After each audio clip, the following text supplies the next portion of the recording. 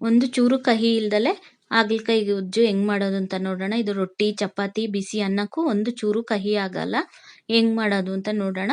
2 ಹಾಗಲಕಾಯಿ ತಗೊಂಡು ಚೆನ್ನಾಗಿ ವಾಶ್ ಮಾಡ್ಕೊಂಡು ರೌಂಡಾಗಿ ಕಟ್ ಮಾಡಿ ಒಂದು ಪಾತ್ರೆಗೆ ಹಾಕ್ಕೊಂಡು ಒಂದು 1/4 ಟೇಬಲ್ ಸ್ಪೂನಷ್ಟು ಉಪ್ಪು ಹಾಕ್ಕೊಂಡು ಚೆನ್ನಾಗಿ ಎಲ್ಲ ಮಿಕ್ಸ್ ಮಾಡಿಕೊಂಡು ಒಂದು ಅರ್ಧ ಗಂಟೆ ಹಂಗೆ ಮುಚ್ಚಿಡ್ತಾ ಇದ್ದೀನಿ. ಒಂದು ಪ್ಯಾನಿಗೆ ಒಂದು 2 ಟೇಬಲ್ ಸ್ಪೂನಷ್ಟು ನೆಲಗಡಲೆ ಬೀಜ ಹಾಕ್ಕೊಂಡು ಅದನ್ನು ಚೆನ್ನಾಗಿ ಫ್ರೈ ಮಾಡಿಕೊಂಡು 1 ಟೇಬಲ್ ಸ್ಪೂನಷ್ಟು ಕಡಲೆಬೇಳೆ, 1 ಟೇಬಲ್ ಸ್ಪೂನಷ್ಟು ಉದ್ದಿನಬೇಳೆ ಅದನ್ನು ಫ್ರೈ ಮಾಡಿಕೊಂಡು 1 ಟೇಬಲ್ ಸ್ಪೂನಷ್ಟು ಬಿಳಿ ಎಳ್ಳು, ಒಂದು 1/4 ಟೇಬಲ್ ಸ್ಪೂನಷ್ಟು ಸೋಂಪು, 1/4 ಟೇಬಲ್ ಸ್ಪೂನಷ್ಟು ಜೀರಿಗೆ, 1 ಟೇಬಲ್ ಸ್ಪೂನಷ್ಟು ಧನಿಯಾ ಹಾಕ್ಕೊಂಡು ಚೆನ್ನಾಗಿ ಫ್ರೈ ಮಾಡಿಕೊಂಡು ಒಂದು 5-6 ಒಣಮೆಣ್ಸಿಕಾಯಿ ಹಾಕೋತಾ ಇದ್ದೀನಿ.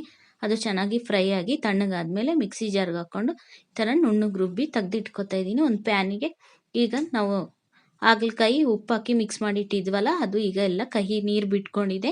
ಈಗ ಅದಕ್ಕೆ ಒಂದು ಸ್ವಲ್ಪ ನೀರು ಹಾಕಿ ಎಲ್ಲ ಚೆನ್ನಾಗಿ ವಾಶ್ ಮಾಡಿಕೊಂಡು ಹಿಂಡ್ಬಿಟ್ಟು ಒಂದು ಪ್ಯಾನಿಗೆ ಒಂದು 2 ಟೇಬಲ್ ಸ್ಪೂನಷ್ಟು ಎಣ್ಣೆ ಹಾಕ್ಕೊಂಡು ಈ ಹಾಗಲಕಾಯಿನ ಹಿಂಡಿ ಹಾಕ್ಕೋತಾ ಇದ್ದೀನಿ. ಹಾಕ್ಕೊಂಡು ಎಲ್ಲ ಚೆನ್ನಾಗಿ ಮಿಕ್ಸ್ ಮಾಡ್ಕೋತಾ ಇದ್ದೀನಿ. ಒಂದು 10 ನಿಮಿಷ ಹಂಗೆ ಚೆನ್ನಾಗಿ ಫ್ರೈ ಮಾಡ್ಕೊಳ್ಳಿ. ಈಗ ಇದು 10 ನಿಮಿಷ ಆಗಿದೆ, ಚೆನ್ನಾಗಿ ಫ್ರೈ ಆಗಿ ಒಂದು ತಟ್ಟೆಗೆ ಸರ್ವ್ ಮಾಡ್ಕೋತಾ ಇದ್ದೀನಿ.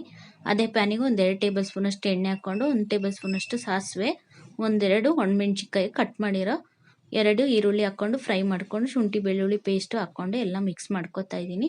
ಈಗ ಫ್ರೈ ಮಾಡಿರೋ ಹಾಗಲಕಾಯಿನೂ ಹಾಕ್ಕೊಂಡು ಈ ಅವರೆಕಾಳು ತೊಗೊಂಡಿದ್ದೀನಿ, ಇದು ಎಳೆ ಅವರೆಕಾಳು, ಅದನ್ನು ಹಾಕ್ಕೊಂಡು ಒಂದು 1/4 ಟೇಬಲ್ ಸ್ಪೂನಷ್ಟು ಉಪ್ಪು ಹಾಕ್ಕೊಂಡು ಈಗ ಮಸಾಲೆ ಎಲ್ಲ ಹಾಕ್ಕೋತಾ ಇದ್ದೀನಿ.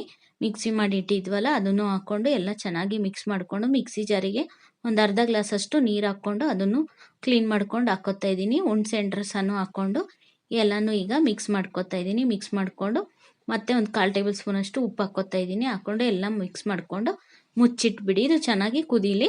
ಈಗ ನೋಡಿ ಮಧ್ಯದಲ್ಲಿ ಒಂದ್ಸತಿ ತೆಗೆದು ನೋಡ್ತಾ ಇದ್ದೀನಿ, ಈಗ ಚೆನ್ನಾಗಿ ಕುದೀತಾ ಇದೆ. ಈಗ ಮತ್ತೆ ಎಲ್ಲ ಮಿಕ್ಸ್ ಮಾಡಿಕೊಂಡು ಇನ್ನೊಂದು 10 ನಿಮಿಷ ಹಂಗೆ ಮುಚ್ಚಿಟ್ಬಿಟ್ರೆ ಈ ಹಾಗಲಕಾಯಿ ಗೊಜ್ಜು ಬಂದು ರೆಡಿಯಾಗಿರುತ್ತೆ.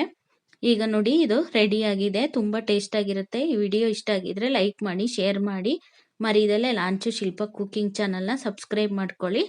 ಟ್ರೈ ಮಾಡಿ ನೋಡಿ, ಕಮೆಂಟ್ ಮಾಡಿ. Thank you.